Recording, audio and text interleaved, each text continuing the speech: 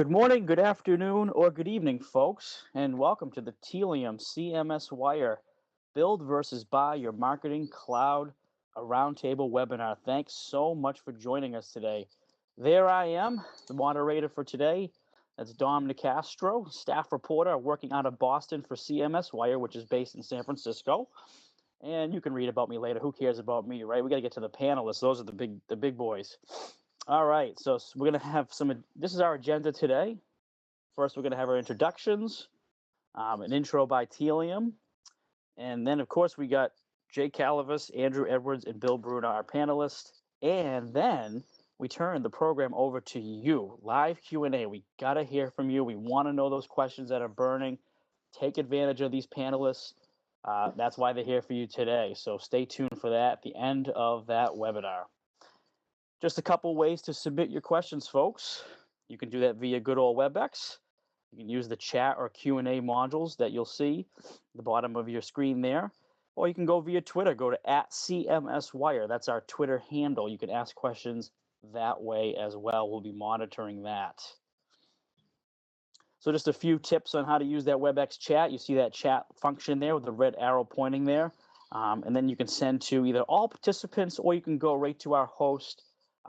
Anything that comes up on your mind, ask a question through that, and we'll get to that. Make sure you press send there at the bottom. And also for the Q&A, same kind of deal there. You see the Q&A function, and you can ask all panelists or drop down to that host. And again, just press send when you're asking that question. And of course, during the show, we're going to have some WebEx polls. We want to hear from you during the actual show. You're going to have a chance to respond to some polling questions we have. And once you select your answer, whether it's A, B, C, or D, just make sure, folks, you hit that submit button. That'll get the results in there orchestrated and allow our panelists to comment on those results. So there's us, CMSWire. Some key facts about us. All business software news all the time. And of course, we have Tealium today, our co-host on this webinar. Tealium, the leader in real-time unified marketing solutions, helping brands seamlessly integrate their siloed applications and data and drive more profitable interactions across all digital touchpoints. Tealium's open platform for tag management and data enrichment enables marketers to bring order to chaos and build better customer experiences. And learn more about these guys at www.tealium.com. All right, who's with us today? First, we have Jay Calavas. He's Tealium's chief evangelist. More than 15 years of proven digital marketing experience.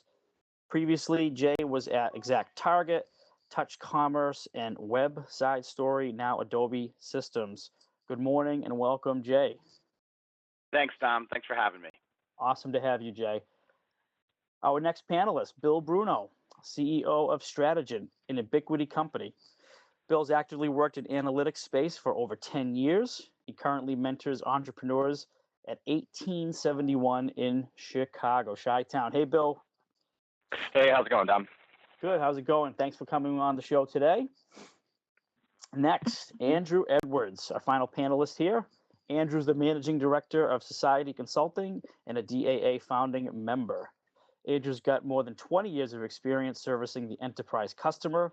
And formerly, Andrew was a managing partner at Effective Digital and at Technology Leaders. Welcome, and thanks for joining us today, Andrew. How are you? We're doing well, doing well. All right, we're psyched for the show, and we're about to get started by turning the program over to Mr. Calavas. Jay, go ahead. Thank you, Dom. Appreciate the time and you moderating today. And Bill, Andrew, thanks so much for joining us today. Really appreciate it. Sure. Just briefly wanted to talk a little bit about what we see as the largest macro trend out there in the digital marketing landscape, and that is this realization of the holy grail of digital marketing. Four main pillars in this realization. First and foremost, having been in digital marketing for almost 15 years now, data has mostly existed in a restful state in a database for analysis. And we really believe that the first and most important tenet of this holy grail of digital marketing is the realization of a real-time data set that's made actionable. So the ability to have data and to leverage it in real time at that exact moment when it means the most. The second tenet, the second pillar of the holy grail of digital marketing is this notion of multi-device experiences. So each of us is guilty of having at least two and probably upwards of 4 or 5 different devices that we use to engage brands, whether it be your work computer or your mobile device or a tablet. All these devices are part of an extension of what we do when it comes to engaging brands. So we have to get a view of one user across multiple devices. And furthermore, we engage brands both online and offline.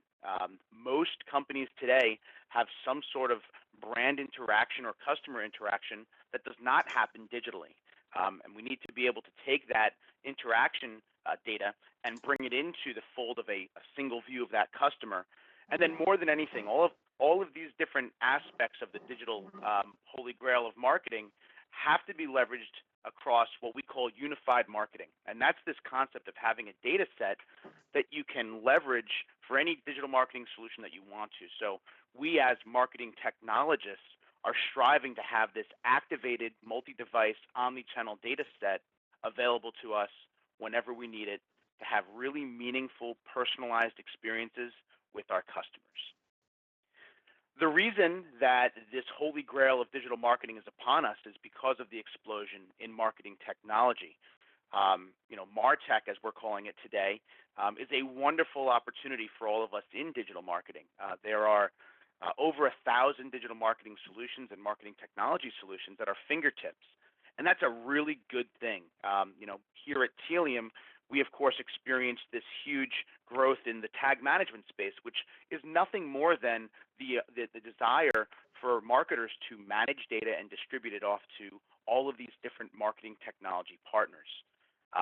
This huge influx in technology has both been a wonderful opportunity for us, but also it's put us as digital marketers at a disadvantage because of the dev cycles and IT requirements in order to try new technologies, in order to switch technologies, and in order to iterate our existing technologies. So both an opportunity as well as issues for us. Because of these issues, we've seen this huge rise of the major marketing clouds. And for me, I've worked at 2 of the 5 major marketing clouds previously in my career. All of these different cloud-based providers are doing something really smart. They're looking at this MarTech, this explosion in marketing technology, and they're seeing the problems that digital marketers are having in creating a single digital marketing stack that works together harmoniously. As such, all of these different marketing clouds are out buying up different technologies and attempting to connect them or correlate them. The ultimate goal being, if you invest in 1, 2, 3, 4 different technologies, these technologies can act in a unified manner. Remember the 4th pillar of the holy grail of digital marketing being that unified marketing approach. And so that's the first choice, which is you can either go and buy your marketing cloud, meaning you go to one provider, and there's great advantages to this. You buy all of your digital marketing solutions from one cloud provider, and multiple reasons you might do this. One might be one throat to choke, one vendor to go to when you've got problems. Another may be a single invoice, a single account management team. The problem or the limitation to this strategy is the lack of choice in the digital marketing solutions that you acquire. Working with over 400 enterprise customers, over tens of thousands of websites, we've seen that most companies are not just purchasing solutions within one cloud, but rather they're out building their very own digital marketing cloud, meaning they're out evaluating technologies, and rather than being limited by the selection of tools available within a vertical cloud provider stack, most companies are out there evaluating the digital marketing landscape and choosing the technologies that they feel are best of breed. And furthermore, there's a rapid rise of marketing technology change. So companies are less likely now to stay with one technology provider simply because it's a decision that they've made. Through the innovation of tag management and digital marketing management and data management, companies can now test solutions side by side and easily point and click and grab the tools they want that are going to help them best achieve their digital marketing goals. So two choices out there. You can either buy your marketing cloud or you can build your marketing cloud. Both have advantages and disadvantages, and that's what we're here to talk about today. The big problem that all of us are solving for, regardless of whether you choose to build or buy, is this chaotic data layer that exists in between your experience layer, that's your websites or your mobile apps, and your application layer. That's all those great digital marketing technology tools that you know and love and depend on day to day in order to achieve your goals. That chaos can be easily solved by implementing a data layer. A data layer is something that we innovated and pioneered back in 2008 here at Tealium, and now is a standard within both the tag management and digital marketing landscape. The concept behind a data layer is to have one place where you can unify your data set across all of your different digital touch points, your mobile apps, your mobile presence, and your website. Through that unification of a data set, you gain control and security, privacy, and ownership of that data set. And so that's good for us as digital marketers and IT folks who want that data. We don't just want to send it off to our partners. We also want to gain ownership of it. And then the next part of the evolution of the data layer is this notion of enrichment, saying that, gosh, event level data that I'm sending off to one of my partners, what if I collected that data and started building out upon it visitor profiles and actionable data sets that then I can leverage across a unified marketing strategy. So the data layer is key to either the build or the buy strategy, but it does bring order to that chaos between our experience and our application layer. Here at Tealium, this is just an example of companies that have chosen to build their own marketing cloud, and we're again today servicing over 400 enterprise customers, over tens of thousands of websites, and really proud to help service these companies and act as a trusted digital marketing partner to them. Just a little about Tealium. We're based here in sunny San Diego. We're a globally scaled organization, over 200 employees today, over 400 happy customers spanning over 20,000 different websites, and we see about $75 billion in annual online e-commerce transactions run through our system on an annual basis. So things like Black Friday are not an issue for us. And more important than anything, because we are an agnostic digital marketing middle layer, integrations are key. We want to provide choice to our customers, and by being agnostic, or if you will, kind of the Switzerland of the digital marketing landscape, those options that we provide our customers come in the form of integrated turnkey vendor relationships. Today, we offer over 700 of those different partnerships to our customers, and we believe it gives them great flexibility in both evaluating and choosing their best-of-breed digital marketing stack. So with that, I'm going to pass it back over to Dom for some questions that he'll be posing. Dom, it's all yours. Excellent. Thanks so much, Jay. All right, so question number one for our panelist. Question is, why has technology become so integral to today's marketing operations? Let's start with Bill on that. Bill, how's it going? Great, Dom. Yeah, I'll jump in here. I mean, I think the most important thing for today's marketers is they're attempting to measure and better understand the user experience, not only across all their different touch points, but all the different devices that those customers may be using. And as a result, we've seen an influx, as Jay just eloquently walked us through, an influx of technologies that can help you better do just that, to track across those channels, to better understand user experience, then ultimately listen to the story within that data to go back and try to improve it through optimization or personalization tactics. And I think that's where technology is coming into play, and that's also where tag management really comes in to help you centralize, to manage, maintain all of that, and ensure that the right data is going to the right people at the right time. Excellent. Thank you, Bill. Let's switch that over to Andrew now. Andrew, let's hear from you on this technology. Why is it so important today for marketing?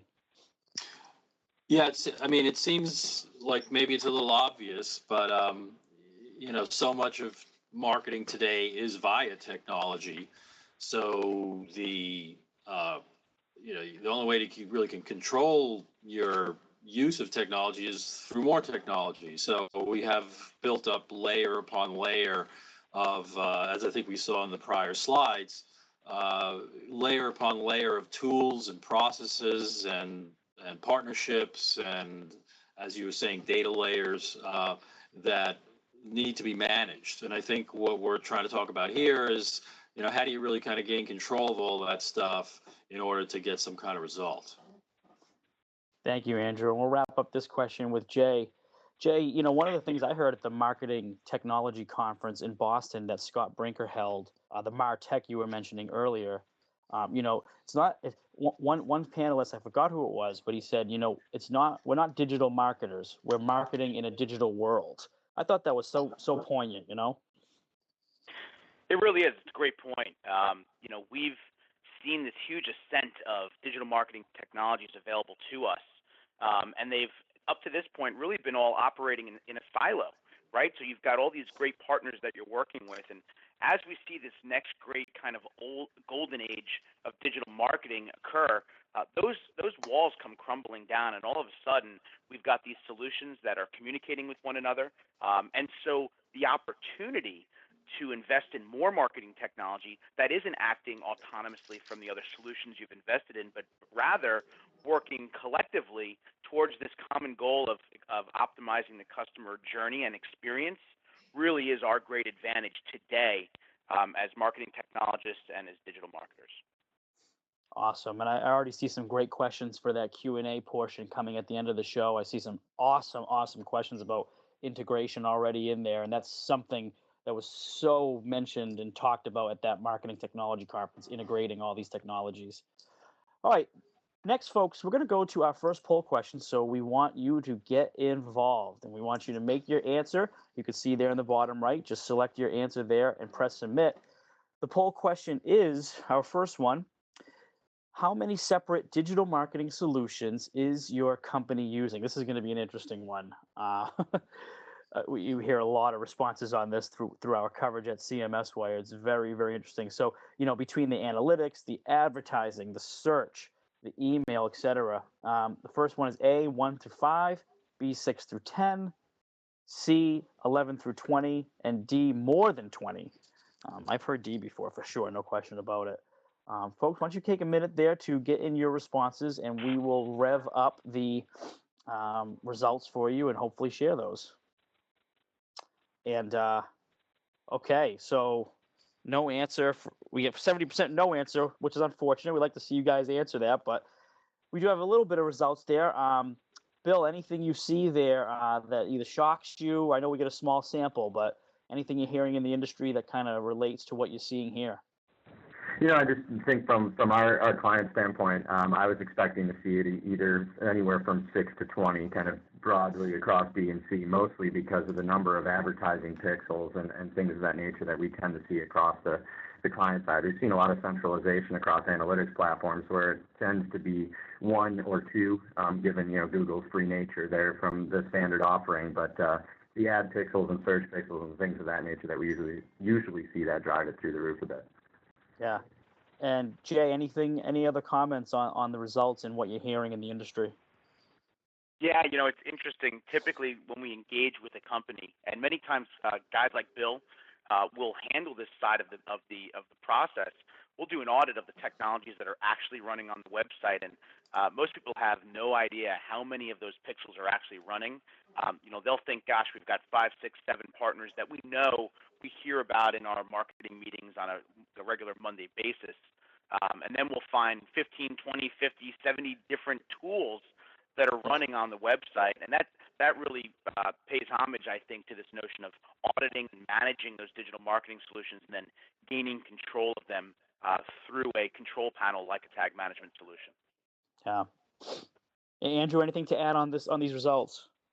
Well, yeah, I think the point that was just brought up is actually pretty important because one of the reasons why perhaps we're not seeing more people answer more than 20 is because people are often not aware because they weren't involved or because it was done automatically or for whatever reason or through third parties. There are so many pixels on that page now, so many trackers on that page, so many third parties and it's kind of hard to get a handle on not only where they are and how many of them there are, but what's going on with that data once it's grabbed by whatever partner that is.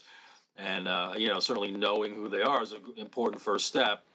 But this just goes to show that it's becoming an exceedingly complex marketplace. Yeah, exactly. All right, thanks for answering that first poll question, folks. We're going to go on to our second question to our panelists. Kind of ties into the first question. And this question is, why is too much technology a bad thing? We'll start with Andrew on that. You can pick right up again, Andrew. Sure. Too much technology is a bad thing. We hardly have the techniques and education as a group to manage the technology we had 5 years ago. Today, it's exploding. There are more things than we can begin to understand as a single person, or as a single cognitive unit, if you will. They all need to be tied together. It's really hard to get them integrated. And a lot of times what the result is a frustration that, gee, this stuff doesn't really work. This is not for me. I couldn't get it to do what I wanted. And so it gives the appearance of too much technology. And the answer might really be too much technology that isn't properly managed or integrated. And, I've come from kind of a consulting / support background, and I can tell you that a lot of times what ends up happening is specialists need to be called in to make sure that the technologies play nice with each other, and then frankly, the frustration factor goes way down. But without management, it really can seem like an overload. And Jay, how about you? Is there a technology overload? Can it be actually a bad thing? Yeah, I'm in alignment with Andrew's conclusion that technology is a great thing and it enables us to do all the things we need to do day to day as digital marketers. But the abundance of technologies and the non-integration, that's the big problem. When data is not correlated, it's nothing more than a headache and a hairball. And as technology grows and grows and grows, and you end up with all these different partners who are all acting in silos, the solutions are not working harmoniously with one another. They end up not really achieving the unified marketing approach you want. And just like Andrew said, our cognitive abilities to have 20 different user interfaces that we log into on a daily basis to achieve these point solution sets, it's simply not viable any longer. We have to achieve unified marketing, which then gives us a centralized approach to managing the customer journey. And let's conclude with Bill on this one. Technology overload, Bill, is it a reality out there for a lot of organizations? I actually think the technology boom and even going back to Jay's slide with 1,000+ different technologies. I remember 10 years ago when that had about 20 on it, and I think it's a fantastic thing. The amount of technology popping up, the amount of niche vendors popping into the space, it's causing a lot of innovation, which long term is going to offer a lot of opportunity for marketers to do very specialized things for their customers and really bring the right tools in for the job as you look to build a marketing platform and a cloud platform for your business. I do agree that there's also then conversely the challenge of ensuring that you have an appropriate strategy in place that outlines the right business requirements, business goals, and ultimate vision so that you're picking and choosing the right pieces of technology and building the right management interface, combining that with the data layer, centralizing things around tag management to allow for ease of use, integration, and ultimately ease of maintenance when things go wrong. But the actual technology landscape, I hope it triples in the next several years, because that's just causing people to innovate more, and it's really arming marketers with the ability to really answer any business question that they could ask. Hey, Bill, I have to agree with you on that. The beautiful thing about this huge revolution in digital marketing solutions is not just choice, but also specialization. I think of the email marketing space as a perfect example where you saw, initially it was kind of generic email marketing companies, then marketing automation spawned from that group for B2B sites and lead generation type business models. And now you've got specialized email marketing solutions with also other congruent technologies that have been tied to them for each specific vertical. And so I think not only are we getting more choice, but also more specialization, which leads to, I think, the great advantage of more technology.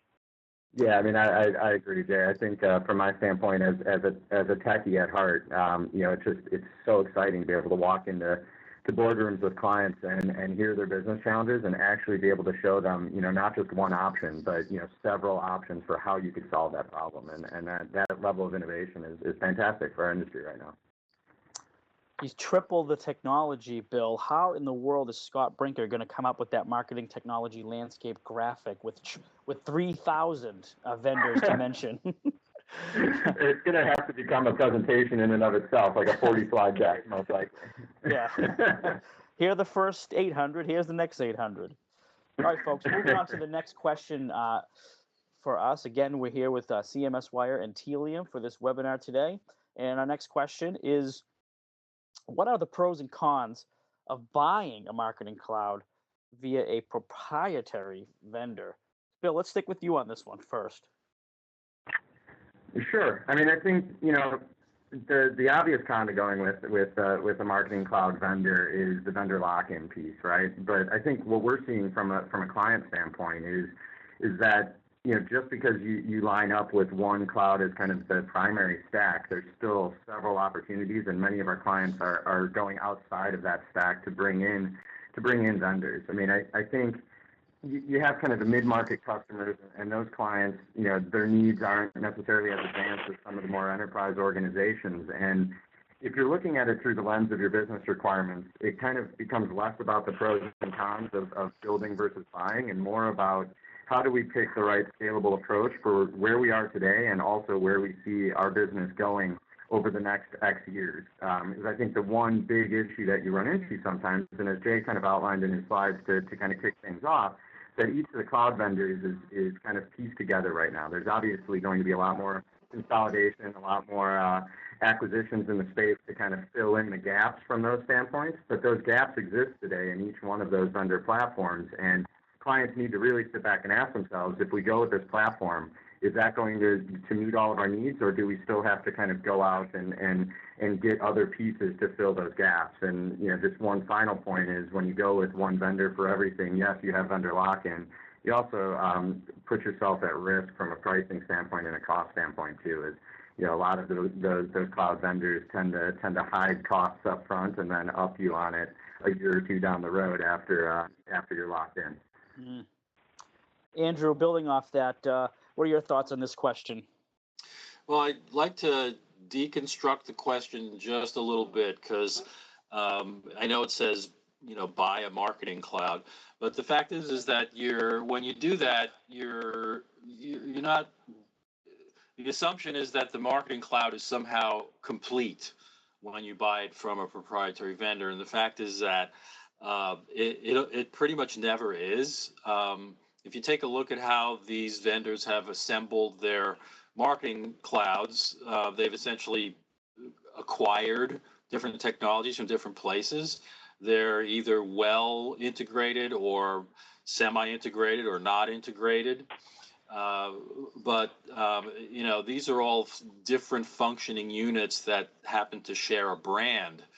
And to the extent that they want to make their technologies play well with the rest of the world, they almost always build in an API or some kind of interface so that you can extract, transform, load stuff from one to the other. So I think it pays on many levels to take a look around and look at who's got best of breed or best fit for your organization, and kind of hook them together, much as we saw in one of the prior slides.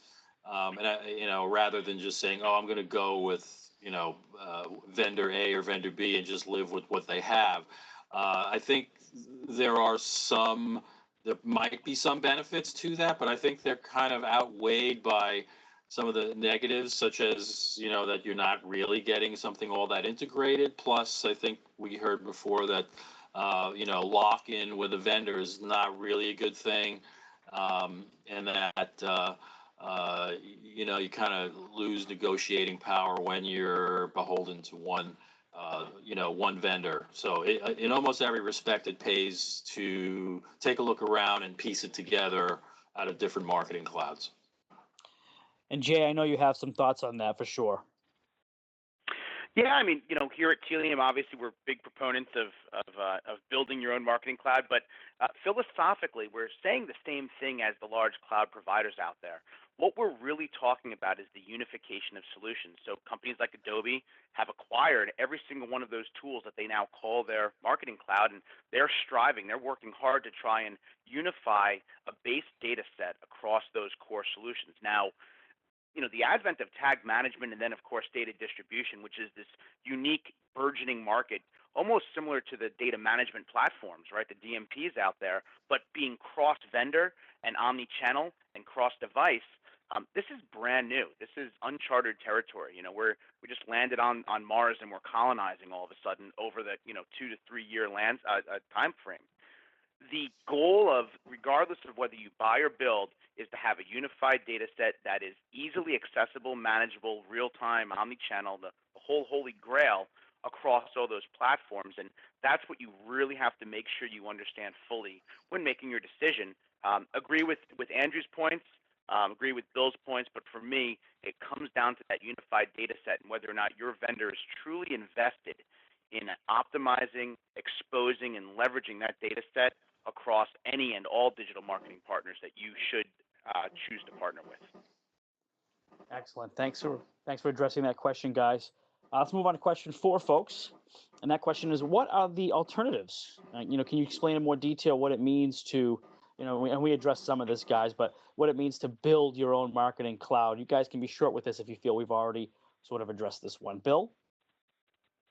Yeah, I think we've kind of touched on that, and I think Jay just really hit the nail on the head there in his explanation, right? I mean, what you're trying to do, kind of cutting through all the buzzwords and all the things that you see, all throughout the interweb, right, is it really just comes down to getting the right data to the right people at the right time, and that right data tends to be a blend of information from all of your different channels, your digital channels, your CRM, your offline data stores, your call center information, you name it. And as long as you've strategically given some thought to the questions being asked by the business and how to best address those, it's really just about integrating it all. It's about bringing that information together, and then most importantly, once you've done that, actually spending a little bit of time looking at it and taking action, and using that to improve your future interactions.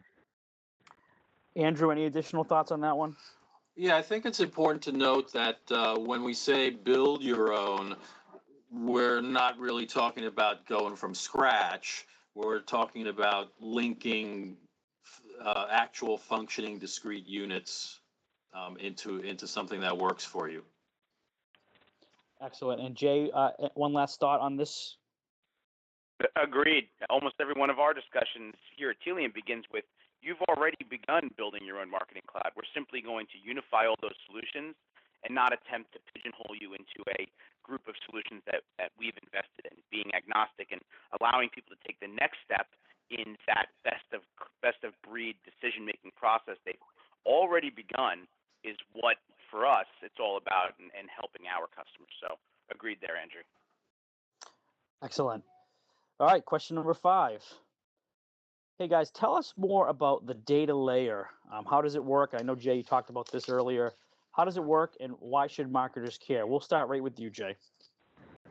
Yeah, so let's talk about tags and what they are and what they're looking to achieve. And I'll just use historically, I came out to California to join a startup called Website Story, and we created this concept of a marketing tag. It's a piece of JavaScript, and its only goal in life is to send data back to a vendor so it can do something with it. And that's that huge, if you think about this wall of pain that happened with this abundance of tag-based technologies, all we want to do is get data from the website off to the vendor so they can do something with it. And tags are the most popular way to do that. The problem, every time you want to pass data to a vendor, you have to redefine that data set in that vendor-specific nomenclature and then hope it gets there correctly. And then this is really the big data problem, which is all of this uncorrelated siloed data that lives with all of these disparate vendors that now you want to try and buy back so you can have that correlated view of your visitor. A data layer is a single place where you define in a very specific company-centric nomenclature your data set.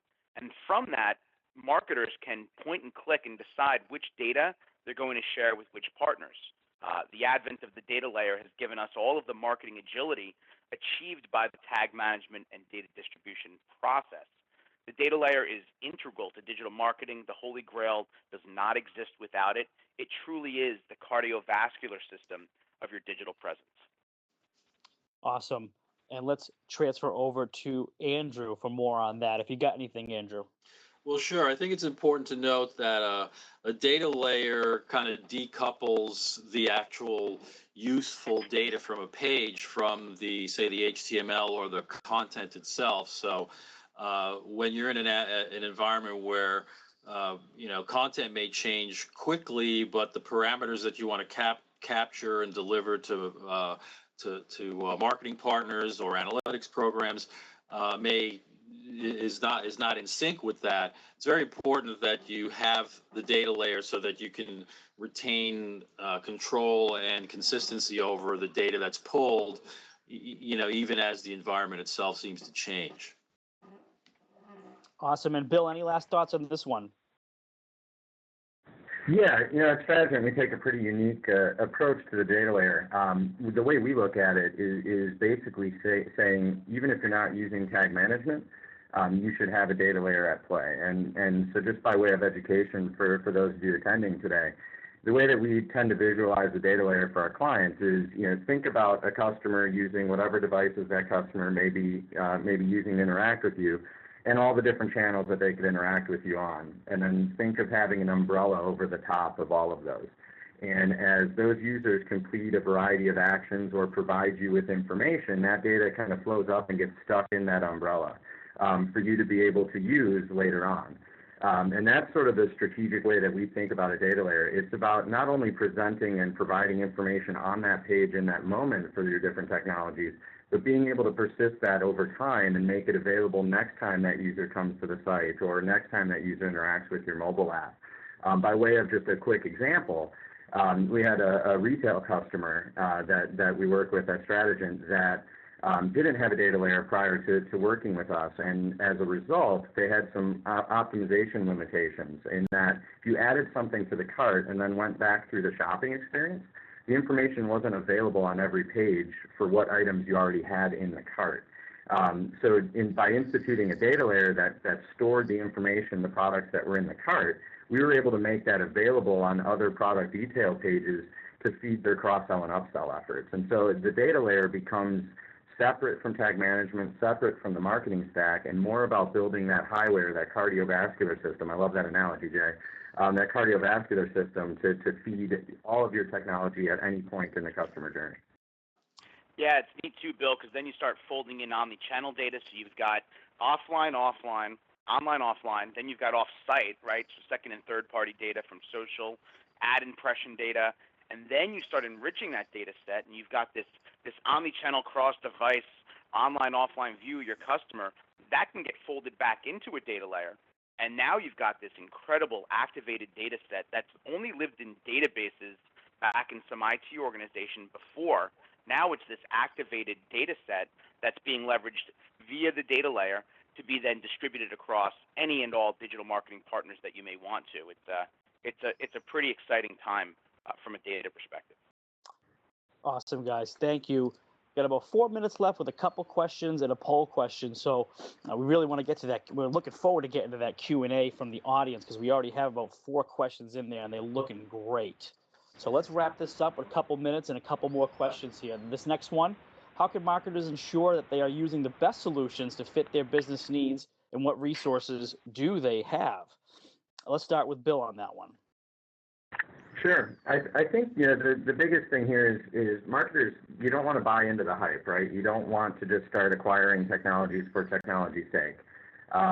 It's pretty simple to pick the best solutions out there. There's plenty of information. There's plenty of people willing to help you kind of align your business requirements with what you're trying to do, and ultimately identify those technology gaps or evaluate your existing technologies to see what fits. I think nowadays, kind of some of the some of the research institutions like Forrester have kind of slipped in their ability to provide that information.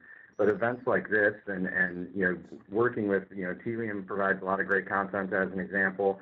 Obviously ourselves, Andrew's organization as well. There's a lot of free information via blogs, newsletters, webinars like this out there to kind of help you align your business needs with how other organizations are approaching the same challenges as you.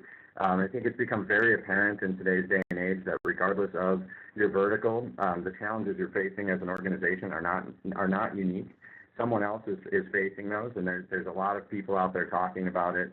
There's obviously a lot of chatter in the social channels as well, and it really just comes down to kind of taking some time, doing some research, interacting with some of the thought leaders in the space, and aligning that with your business requirements.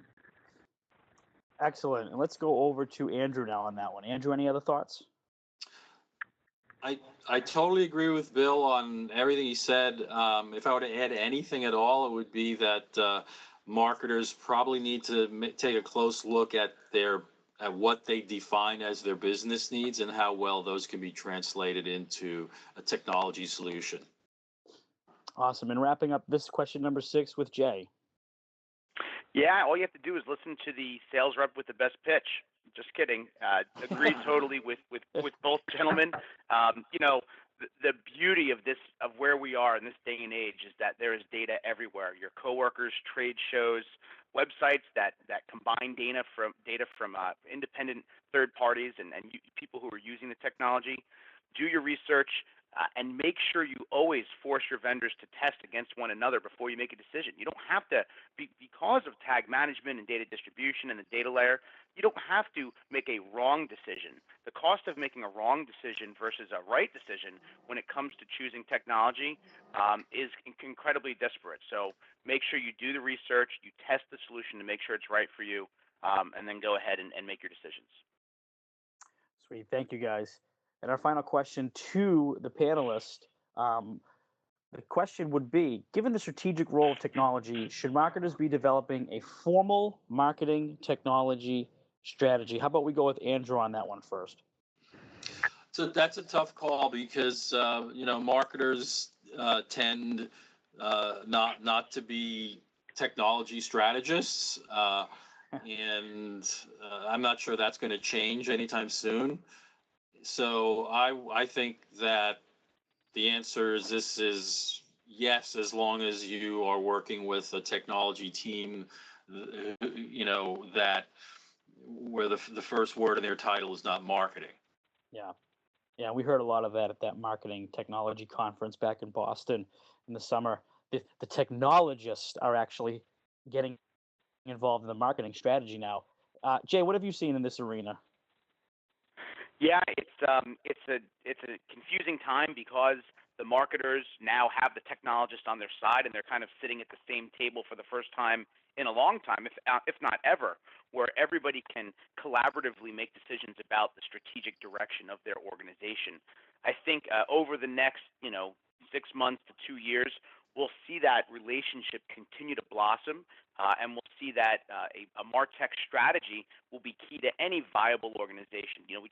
I was at the corporate yesterday and had the CEO of a large retailer come in and was talking just about this MarTech strategy and where do I begin. And I really talked to him about tearing down the walls, making sure that they have an open dialogue between his marketing and his technology organization, and to understand the near and long-term strategy, and that will then back into the decisions they're making on technology acquisition. Awesome. All right, thank you guys for answering those questions. And off to our poll question number 2.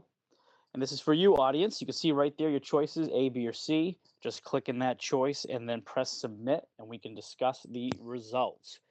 Question is, do you have a formal marketing technology strategy in place at your company? A for yes, B for no, C, don't know. Guys, as our host is compiling the results, what are your predictions? Let's get you on the record quick. We'll go with Bill. Predictions.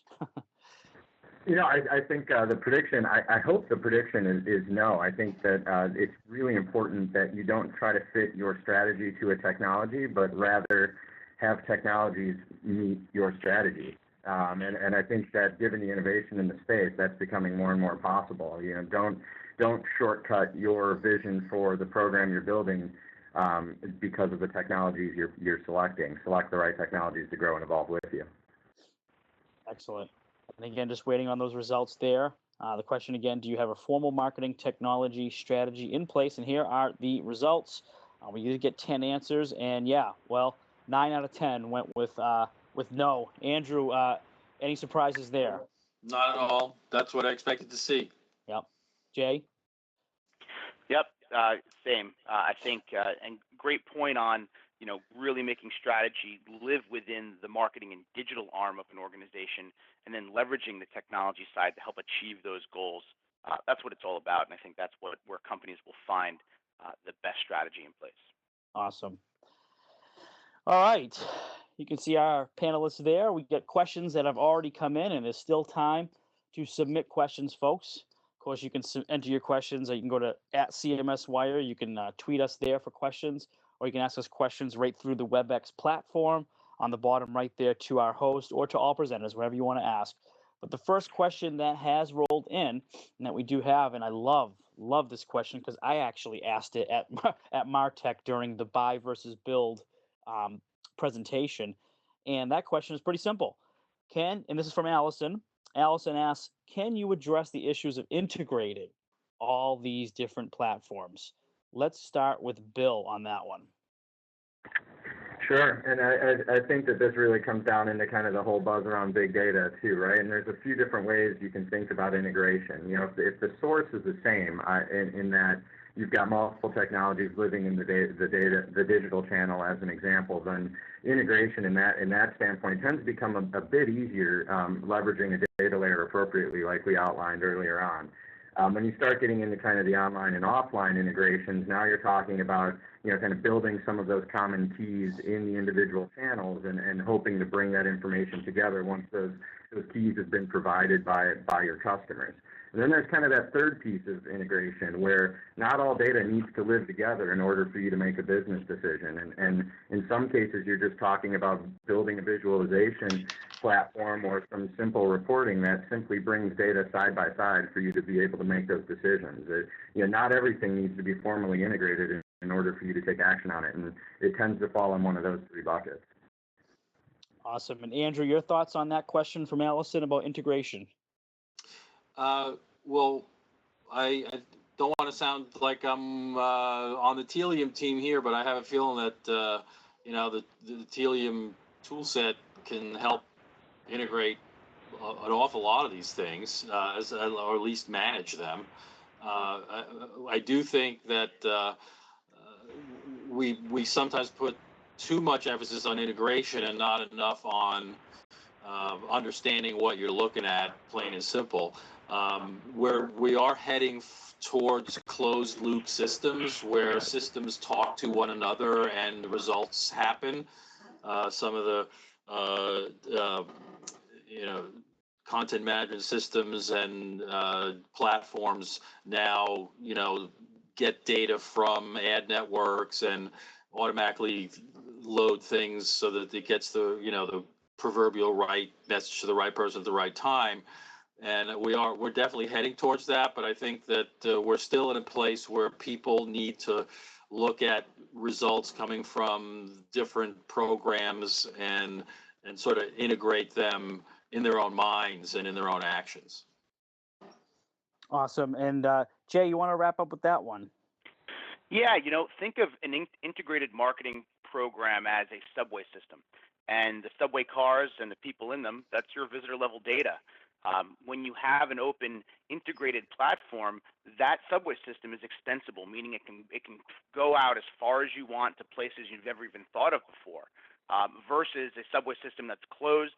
And in order to get from any of the pre-existing subway stations, you have to take an Uber to get there. So that's really a great analogy of the integration concept. And you want to have an extensible subway system to get real-time visitor insights out to all of your different partners. All right, cool. Well, thank you, Allison, for the integration question. And folks, still time to ask questions on there. Go to our Twitter feed at CMSWire or right in the WebEx presentation there. This next question is from Colleen, and we'll start with Jay on this one for obvious reasons. Can you talk about tag management? Are you aligning with certain vendors here to create a more open marketing cloud with options to integrate to reduce vendor lock-in? Jay? Yeah, thanks, Colleen, for the question. Appreciate it. That's exactly what we're doing. Tag management creates a frictionless integration layer, if you will, the foundation for your digital marketing landscape and the ability to point and click and integrate solutions in a frictionless manner without having to negotiate the concept of different data nomenclatures or technical requirements is exactly what the promise of tag management brings. Now, every company out there does it differently. Tealium is from its roots a data-centric tag management tool, meaning we didn't build a content management system for tags, pieces of JavaScript. We thought that data, those subway cars filled with that visitor level data, that was the cardiovascular system. And so we can integrate with all the major clouds. We have customers, by the way, who have bought their own cloud, meaning they've invested in the entire Adobe stack. They use our system to integrate those tools, but then also to activate that data set across other cross-cloud solutions. Maybe they throw in a tool from Google or a tool from Oracle. The whole idea here, no vendor lock-in, you make the decisions you want, and you can always choose any solution that you want to. So thanks for the question, Colleen. Excellent. And Bill, just a reminder, folks, the question was about tag management. And the question from Colleen was, are you aligning with certain vendors to create a more open marketing cloud with options to integrate to reduce vendor lock-in? Bill?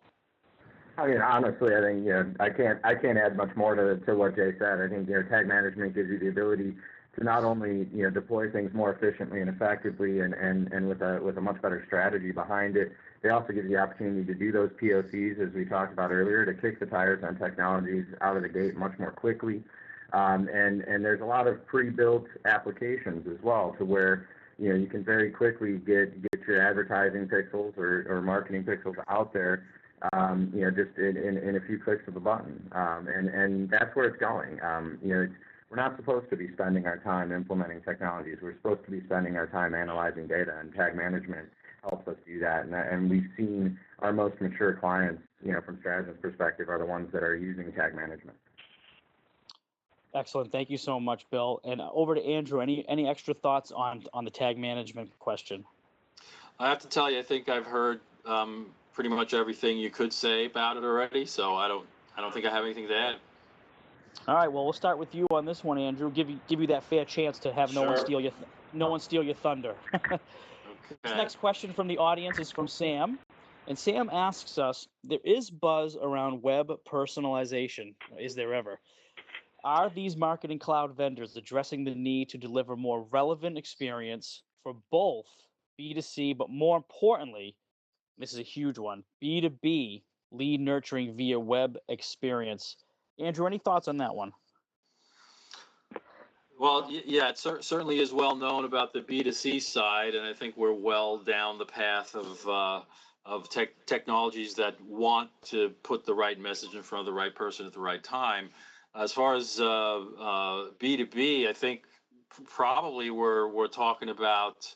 I was just reading something very interesting yesterday about essentially artificial intelligence and applications that more or less look to disintermediate the VP of sales, if you will. So you've got like an IBM Watson being applied to a CRM system, so that a sales force, and I don't mean Salesforce.com, but an actual Salesforce, although it could be Salesforce.com in another iteration, can process all kinds of disparate data and kind of come up with a kind of a natural language solution, such as call that person. Excellent. Jay, how about you on that one with web personalizations?